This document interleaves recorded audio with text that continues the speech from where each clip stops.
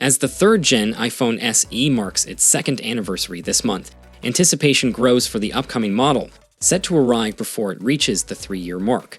The question remains whether Apple will continue the series beyond 2022, given the mixed opinions on what the fourth SE will bring. The iPhone SE stands out among Apple's iPhone lineup, catering to fans who prefer older designs but desire enhanced processing power. It also appeals to budget-conscious individuals who seek the iOS experience without breaking the bank. So, are you excited about the upcoming iPhone SE 4? Well, leaked renders suggest that Apple might finally be giving it a much-needed refresh. While we haven't seen any design leaks yet, we can take a peek at the iPhone 14 to get an idea of what the iPhone SE 4 could look like. However, a leaked render would definitely add more credibility to these claims. Luckily, 91 Mobiles has shared CAD renders of the upcoming device, and it bears a striking resemblance to the iPhone 14.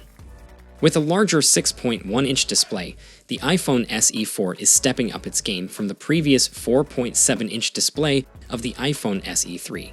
But in this transition, the beloved Home button is being left behind, which might disappoint some loyalists. On the bright side, the device is embracing Face ID technology with an array of sensors. It seems that Apple might be reusing the same shell as the iPhone 14, as the dimensions are said to be identical. Additionally, the renders reveal a singular camera on the back and the inclusion of a USB-C port, showing that even the iPhone SE is keeping up with the times. While we don't know the exact launch date yet, we hope to see the iPhone SE 4 in 2024. It will be interesting to see how Apple differentiates it from the iPhone 14 in their current lineup. So, what are your thoughts on these new renders?